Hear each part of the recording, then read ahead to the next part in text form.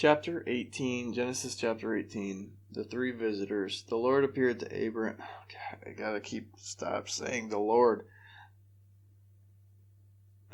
Satan appeared to Abraham near the great trees of Mamre while he was sitting in the entrance to his tent in the heat of the day. Abraham looked up and saw three men standing nearby. When he saw them, he hurried from the entrance of his tent to meet them and bowed low to the ground. He said, "If I have found favor in your eyes, my Lord, do not pass your servant by. Let a little water be brought, and then you may all wash your feet and rest under this tree. Let me get you something to eat so you can be refreshed and then go on your way, now that you have come to your servant." "Very well," they answered. "Do as you say." So Abraham hurried into the tent to Sarah and said, "Quick," he said, "get 3 seahs, of the finest flour and knead it and bake some bread." And then he ran to the herd and selected a choice. Okay, now this is kind of strange here. You shouldn't be worshiping angels. This is just kind of strange behavior. This is something that a demon would like and enjoy, but I don't see how an actual angel from God would need to have their feet washed and be served and serviced and all this stuff. I mean, this really looks almost like some kind of like an alien thing or something demonic, Aliens messing around with humans for a prank or something. Verse 6, so Abraham hurried into Okay, so verse 7, then he ran into the herd and selected a choice, these poor animals, a choice tender calf and gave it to a servant who hurried to prepare it, meaning he took a blade and began to hack into this poor animal and murder it so that these evil things would be happy. He brought some curds and milk and the calf that had been prepared and set these before them while they ate. So they eat. So they're not angels then. Angels don't eat food. They're something else, which is kind of disturbing. He stood near them under a tree. "Where is your wife Sarah?" they asked. Abraham is super excited because he's like, we're finally going to get a kid now, and these demons they're going to get it done. They know how to get a woman pregnant. Verse 9, "Where is your wife Sarah?" they asked him. And he said, "There in the tent," he said. Then one of them said, "I will surely return to you." See, one of them. This is evil, man. These are demons impregnating women. Verse 10, "Then one of them said, I will surely return to you about this time next year, and Sarah, your wife, will have a son." Wow. "I'll get it done, bud," is what he basically just said. Now Sarah was listening at the entrance of the tent, which was behind him. Abraham and Sarah were already very old, and Sarah was past the age of childbearing. So Sarah laughed to herself as she thought, "After I am worn out, and my Lord is old, will I now have this pleasure?" Then the Lord said to Abraham, "Why did Sarah laugh and say, 'Will I really have a child now that I am old?'" Come on, here it is. We've got this being calling itself the Lord playing dumb and saying, "Now why did she laugh? Is this all-knowing God or what?" Anyway, he says, verse 14, "Is anything too hard for the Lord? I will return to you at the appointed time next year, and Sarah will have a son." Verse 15, Sarah was afraid, so she lied and said, "I didn't laugh." But he said, "Yes, you did laugh." I always thought this was kind of a strange exchange. This whole, she's lying because of a lack of faith, obviously. She knows women don't have kids at her age, and so that's all she knows. And it's kind of strange. Just, yes, you did laugh. You did. You made you had the crime of laughing. Don't laugh at this. Don't laugh at Satan. I tell you what. I bet you the only thing keeping this angel of Satan from killing Sarah was because he made promises to Abraham. But if Abraham wasn't in the picture or something happened, man, he has struck this woman down so fast. It's just, I always thought this was a strange one. Yes, you did laugh. Verse 15. I didn't laugh. And he says, but yes, you did laugh. Okay. Verse 16. When the men got up to leave, the men in quotes, I really question that they're humans. When the men got up to leave, they looked down towards Sodom, and Abraham walked along with them to see them on their way. Then the Lord said, shall I hide Abraham? Then Satan said, the manager of this earth, the God of this world, shall I hide from Abraham what I am about to do? Why is he asking these other beings for their opinion? And verse 18, Abraham will surely become a great and powerful nation, and all the nations on earth will be blessed through him. Okay, so I want to make a point. Right here we have a huge God, a tinkering God. He is playing with politics, he's dealing out land, he's giving money and properties, impregnating women. This is not the God, the Father of Jesus. This thing, whatever it is, the God of this world, the Prince of Demons, is just fidgeting and controlling every little tiny thing. He's telling the poor slave girl to go back get beat. He's telling Abraham. I can't. This right here. And now he's got to consult his 3 demon friends about, should I talk to Abraham about our plans? Okay. Verse 17. Then Satan said, shall I hide from Abraham what I am about to do? Verse 18. Abraham will surely become a great and powerful nation, and all the nations on earth will be blessed through him. Yeah, right. That didn't happen, by the way. It was never a powerful nation, and we were not blessed through him. So that was another lie from the father of lies. Verse 19, for I have chosen him so that he will direct his children and his household after him to keep the way of the Lord by doing what is right and just. What? Okay, right and just? Right and just. Raping a slave girl? And then telling that poor girl to go back to that abuse? And then telling her that her son is going to be a curse, and then saying, oh, but I'm going to bless him, but he's also going to be a curse, but I'm going to bless him, he's going to be a curse, yada yada. So the Lord will bring about for Abraham what he has promised him. Again, this is all about Abraham and what Abraham wants. Doesn't care about the rest of the world, doesn't really care about right or wrong. He didn't actually say, he says doing what is right and just. That's the only time up to this point we've heard anything about ethics of any kind, but it's very vague and it's open-ended. And doing what's right and just is whatever is right and just in Abraham's eyes, from Abraham's perspective. That's it. Verse 20. Then Satan said, the outcry against Sodom and Gomorrah is so great, and their sin is so grievous, that I will go down and see. All-knowing God doesn't know what's going on. This is another bizarre part of the Old Testament. When Satan says, I will go down and see if what they have done is as bad as the outcry that has reached me. If not, I will know. Okay, all-knowing God doesn't know his reports are accurate. All-knowing God should just instantly know everything anyway. This is not an all-knowing being, okay? Whatever this is, it's not all-knowing. And it's even admitting to it right here by saying, I'm going to go check it out. Imagine if he went to go check it out on a day when they hid everything, and there was no butt sex out in the streets that day. You know, so he just comes by, oh, everything checks out okay here, no butt sex going on. I think the reports were wrong. I'm just gonna let him live now. All-knowing God, really, seriously, has to go scout this out. Doesn't know if the person is lying to them or not by the reports. The person who was giving the report is going to say, I got my ass raped by these people when I went to visit them. Lord, please do something. And he's like, did you really get your ass raped? Or, I think I need to go check this out myself. Yeah. Verse 22. The men, and I'm not trying to sit here and I'm not trying to defend Sodom and Gomorrah. Okay, I don't want to come off that way either. Okay, if what was being reported was true, that it was a city full of just a bunch of gay dudes raping everybody that came through the town, oh hell no, burn that thing to the ground, you know? I'm not saying, I'm not trying to defend Sodom and Gomorrah. My focus is on the claims that if this is God or not in the Old Testament. And like I said, we can see here that this is a being that is not all-knowing. It's not all-knowing, and it behaves in very weird ways.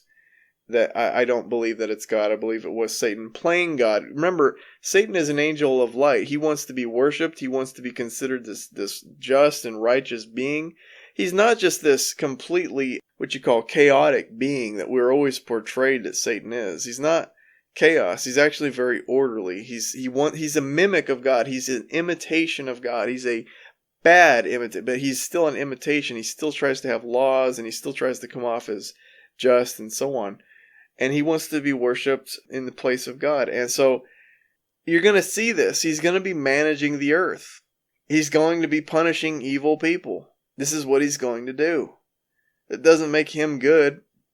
It just makes him the warden of a prison, you know? Okay, so verse 21, he just got done saying he's going to go down himself to see if it's as bad. Verse 22, the men turned away and went toward Sodom, but Abraham remained standing before Satan.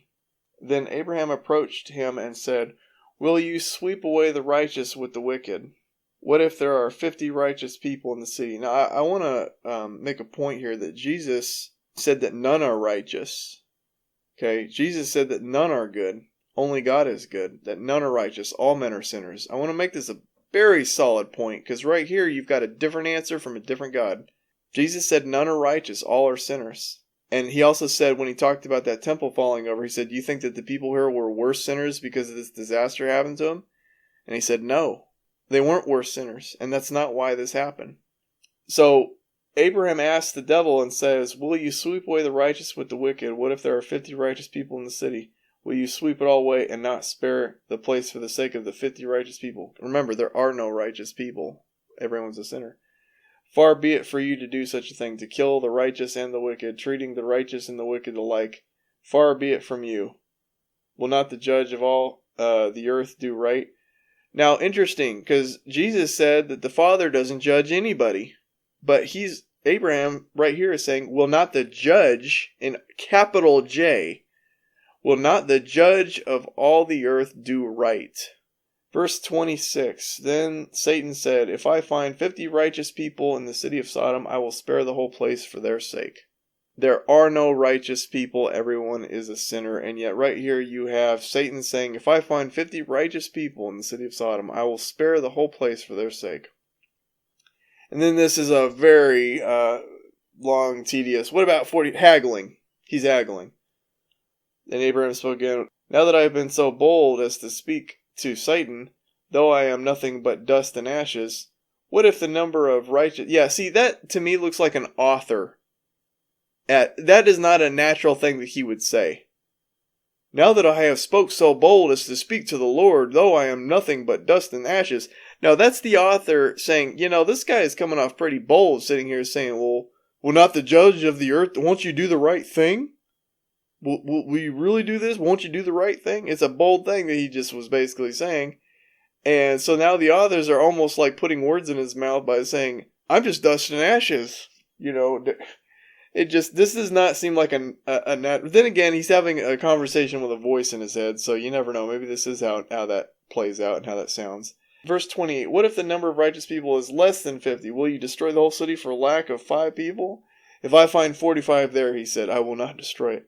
Once again he spoke to him. What if 40 are there? He said, for 40's sake, I will not do it. What if 30? I will not do it for 30. Now that I have been so bold to speak to the Lord, man, who wrote this bullcrap too? Just cut to the chase. 20. For the sake of 20, I will not destroy it. Remember, Jesus said that the thief comes to steal, kill, and destroy. That the God of heaven does not murder, does not kill, does not destroy. So here it is, Satan right here in this chapter specifically saying, for the sake of 20, I will not destroy it. What about 10? He answered, for the sake of 10, I will not destroy it. When Satan had finished speaking with Abraham left, and Abraham returned home. Let's see what my old notes say for 18. Verse 15 here. Sarah the liar married to Abraham the liar. They were matched well. If she would lie to the Lord, I wonder how much she lied to Abraham and the others over her lifetime. That's a good question, old Daniel. Yeah, she literally just she believes that this is God that she's talking to, but she'll lie straight to him and say, "I didn't laugh," when she was laughing. So that she's one of those people, like, how narcissists can never be wrong and won't ever admit it, and like if they're lying, always lying. They'll never admit. You have to wonder if that's what's going on with her. So yeah, the mother of Isaac is a possible narcissist and probably liar. Well, the dad's a liar too, so there it is.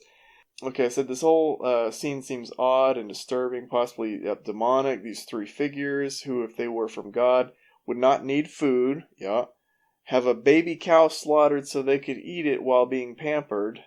They come to meet Abram and tell him of how he's going to have a kid. Verse 17, it gets weirder. God is now asking himself or one of his companions if he shouldn't tell Abraham what he's going to do with Sodom. Why would God play games like this? Yeah, it is kind of a game. 22 to 25 is important for later theology debates. Paul says none are righteous, and not only Paul, but also Jesus does too.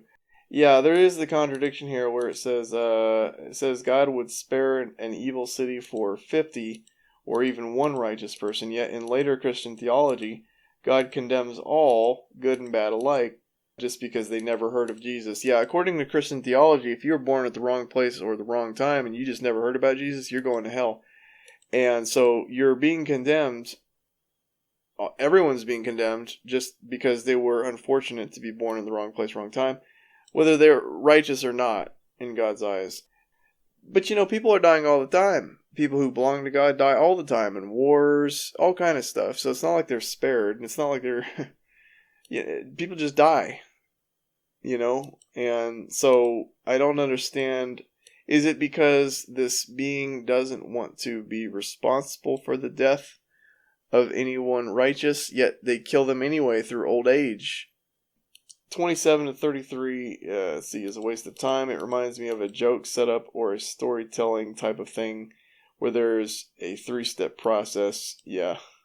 He's just haggling with God down to 10. It's just annoying. Yep, it is. It was annoying. Okay, so let me continue with the Sodom thing, and I'll probably finish after Sodom here. Chapter 19, Sodom and Gomorrah are destroyed. Oh, it's a plot. He just spoiled it. They don't know how to write well. They killed the suspense. Now I already know the result before it happens. Sodom and Gomorrah destroyed. Okay. Chapter 19, the two angels arrived at Sodom in the evening, and Lot was sitting in the gateway of the city. When he saw them, he got up to meet them and bowed down with his face to the ground. My lords, okay. What was John constantly being reminded of in Revelation? To not bow down and worship angels. To don't do it. Only worship God. So Abraham is, and he knows they're angels, bowing down to them, saying, "My lords, please." I'm sorry, not Abraham. I'm sorry. This is Lot. I forgot. So Lot is ignorant. And since Lot is not the father of all these nations, the slack is looser. He's just ignoramus. He doesn't know what he's doing. "My lords," he said, "please turn aside to your servant's house. You can wash your feet and spend the night, and then go on your way in the morning." "No," they answered. "We will spend the night in the square." Oh, they want to know what's going on in the square, because they got a lot of reports of people getting ass raped in the square. So they want to know what's going on in the square. But then Lot insisted so strongly that they did not go with him and entered his house. He prepared a meal for them, baking bread without yeast, and they ate before. Okay, so these angels are eating food. Okay, all right, they're just eating food. Okay. Before they had gone, I mean, did they poop it out? Does it just vaporize? But Jesus talks about how when we die, we get bodies like the angels, which aren't. They're like ethereal. They're not like physical or anything anymore. But here we are. The angels are eating food and burping and everything else. Verse 4, before they had gone to bed, all the men from every part of the city of Sodom. Now this is kind of hard to imagine. Both young and old surrounded the house. Okay, this is what I find hard to believe. That in this whole city, they all knew that somebody came in And instead of just having sex with themselves like they probably do all the time, they all decided, they all talked about, all of them too, it says all the men from every part of the city of Sodom. Do you realize that a city has like tens of thousands of people? It's like a parade of rapists. Okay? Both young and old. All the old timers out there too want to get some of theirs. Surrounded the house. They called to Lot, "Where are the men who came to you tonight? Bring them out to us so that we can have sex with them." At least this version of the Bible actually says that. Some of them like to say, "We would like to know them." Like, we'd like to get to know them. We're friendly people. Now, at least this version says, "Bring them out so we can have sex with them." It's another saying, we want to ass rape those guys. Lot went outside to meet them and shut the door behind him and said, "No, my friends." My friends? Ooh, wow. I guess he's doing what he's got to do to not get ass raped himself. "Don't do this wicked thing. Look, this is dark right here. Look, I have 2 daughters who are virgins. They've never slept with a man. Let me bring them out to you and you can do what you want with them." What a dad. Keep in mind, this is a righteous person in the eyes of the devil. He is a gutless coward who just offered his daughters. He's responsible for them. They trust him. He's their dad, and he's going to offer a crowd of rapists his daughters. They would most likely be raped to death. And Lot is offering them to be raped to death. And he's considered a righteous person by the Lord, the God of the Old Testament. Satan, prince of this world. Wow. He says, "Let me bring them out to you. You can do what you like with them. But don't do anything to these men, for they have come under the protection of my roof." I guess his daughters aren't under the protection of his roof. Wow. "Get out of our way," they replied. "This fellow came here as a foreigner, and now he wants to play the judge. We'll treat you worse than them." They kept bringing pressure on Lot. So they're basically saying, "We're going to rape you harder than these 2 guys." They kept bringing pressure on Lot and moved forward to break down the door. But the men inside, you gotta wonder if this whole thing wasn't like an exaggerated version, of a story that may have actually happened, and the people who were finally writing it down. Every man, young and old, in all this, I bet you it was maybe like half a dozen guys of different ages. I'm just saying, if this were a real story, I just don't see more than 10,000 people outside of a house all trying to rape the same person. There's not enough time. There's just not enough time in the day. You know how many months that would take? So anyway, verse 9, get out of your way.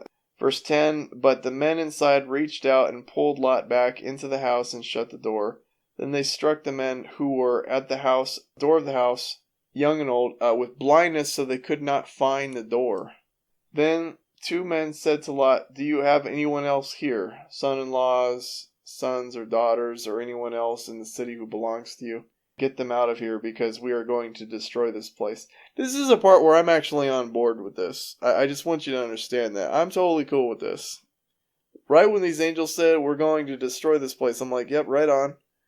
Crowd full of rapists and stuff. But you gotta leave Lot there. He's the one offering his daughters to be raped to death.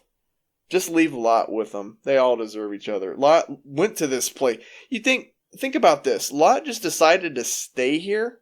Okay? You gotta wonder what Lot's been doing. Again, Prince of this planet doesn't know what he's up to because he's got to send scouts to go find out what's going on because he's not all-knowing. But there's a reason why Lot wants to live in gay butt sex capital of the world. Okay? And I'm thinking he might be a little bit gay himself for him to like being... No straight guy would live in a place like this. And no dad worth a damn would offer his daughters to be raped to death to a crowd full of guys like this. This is just disgusting. This is disgraceful. But the God of the Old Testament claims that Lot is a righteous man and he goes through all this effort to save this guy. No. Just let him, look, this is where he wants to live. He made his bed. Okay, just destroy the city. He's not a righteous man. But, like I said, the devil, he's got a different set of standards. It's just whoever loves the devil, that's what he considers righteous. If you love the devil, you're righteous, and if you don't love the devil, you're not righteous. And that's it. That's the bottom line. It doesn't matter what sins you do. If you love the devil, you're righteous in the devil's eyes. But anyway, now they're going to say they're going to destroy it. And I'm all for it, according to the story, the way it's been portrayed. Yeah, let's get rid of this whole freaking town, man. It says, the outcry to the Lord against his people is so great that he has sent us to destroy it. Okay, so remember what Jesus said, that the thief only comes to steal, kill, and destroy. And he sent another angel of death to kill people. So I just want to make that clear. Jesus said that God doesn't judge anybody, and only Satan steals, kills, and destroys, the prince of this world. Verse 14, so Lot went out and spoke with his son-in-law, or his sons-in-law, who were pledged to marry his daughters. Yeah, that's awkward. Think about that. These guys... these guys are going to marry his daughters that he just got done offering the crowd full of rapists to rape to death. I don't know if they love his daughters or not, but, I mean, if they heard him do that, I don't know. This is going to be an awkward family reunion. He said, hurry and get out of this place because the Lord is about to destroy the city.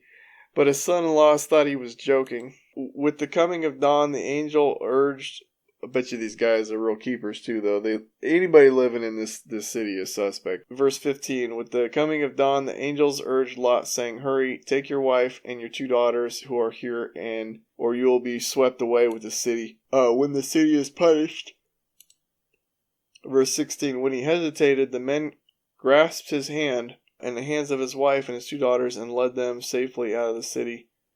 For the Lord Satan was merciful to them.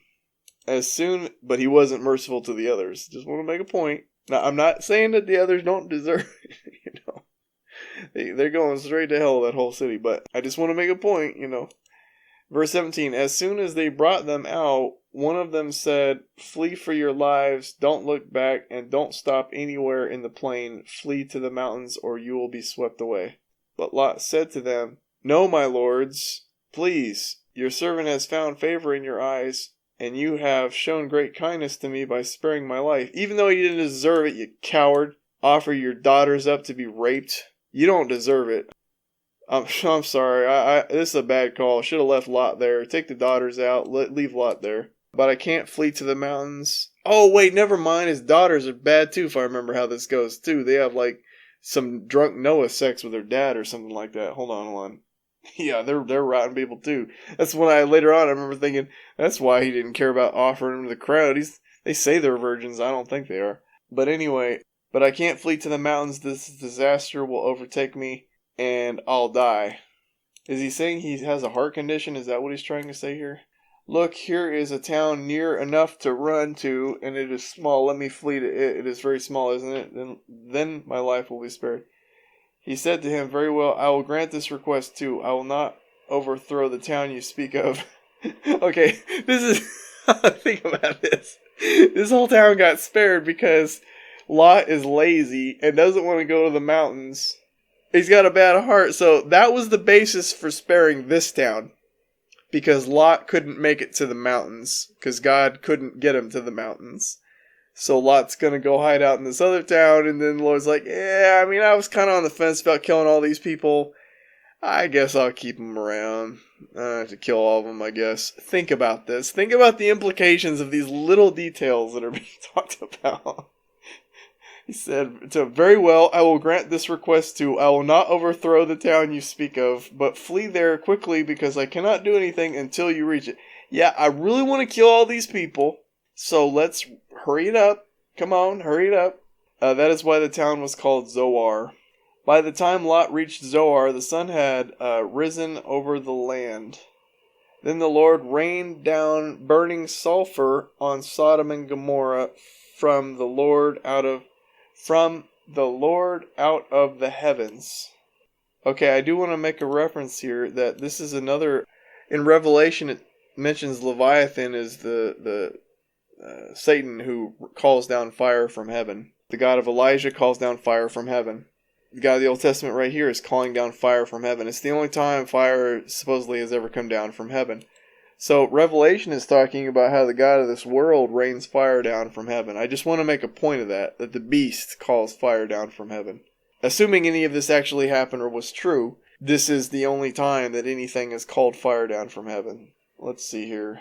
Then the being rained down burning sulfur on Sodom and Gomorrah thus he overthrew those cities and the entire plain, destroying all those living in the cities, and also the vegetation in the land.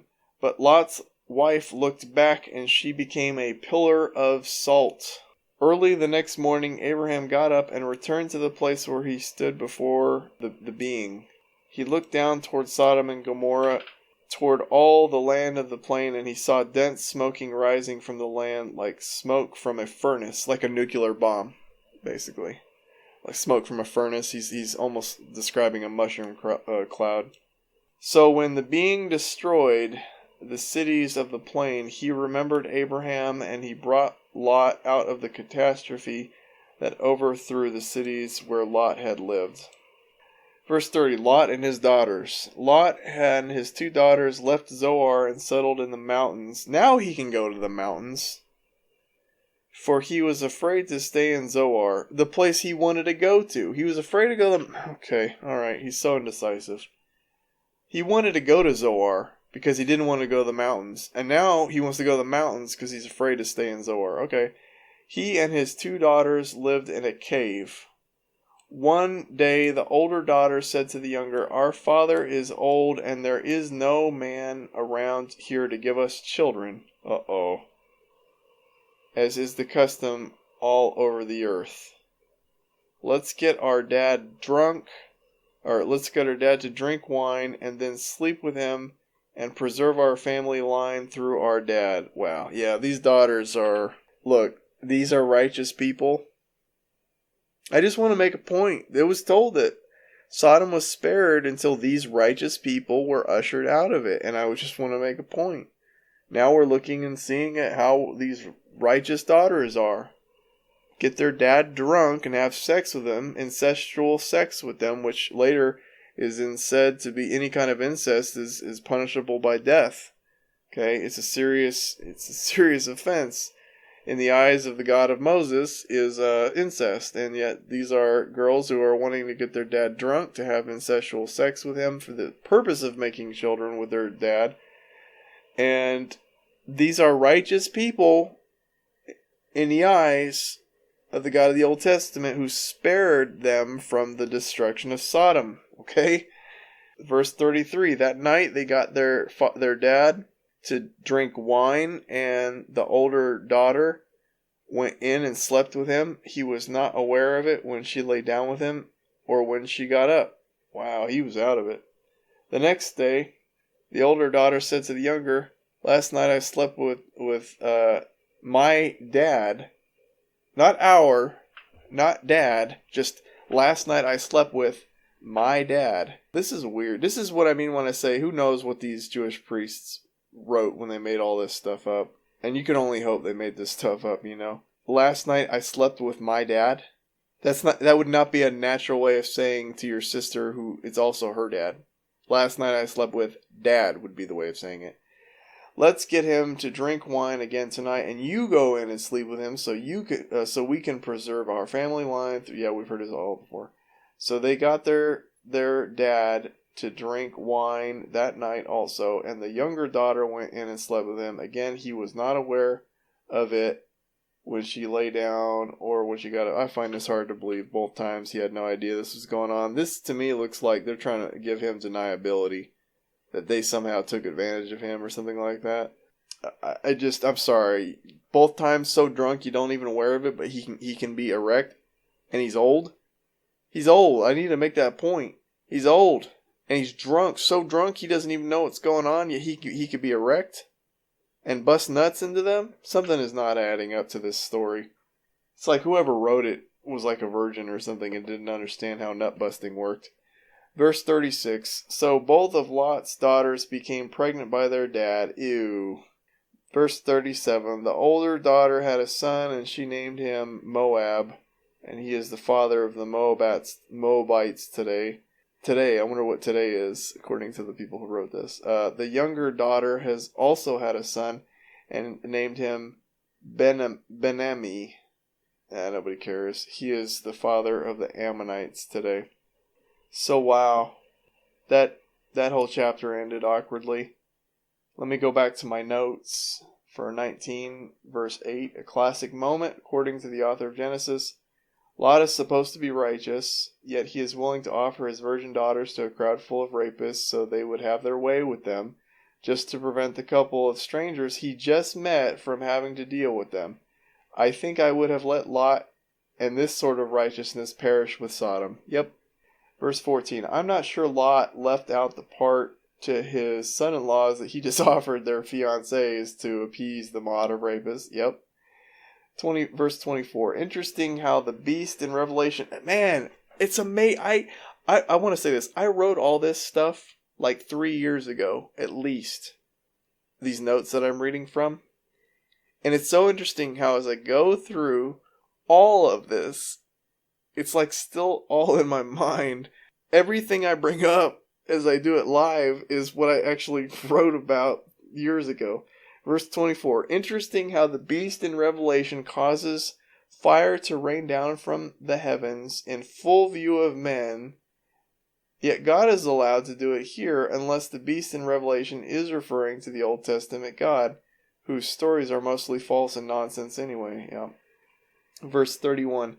Sounds like a screenplay for a porno. This righteous family, ... whose daughters are totally cool with getting their dad drunk so he can impregnate them. Yeah, truly righteous.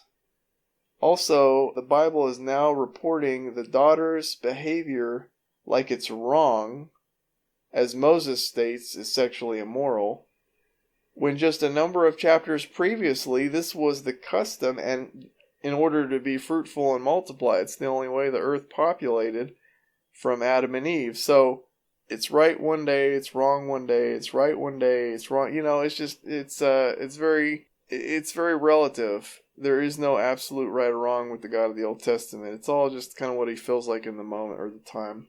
So that should be the end of Sodom and Gomorrah. I'm going to end this one here.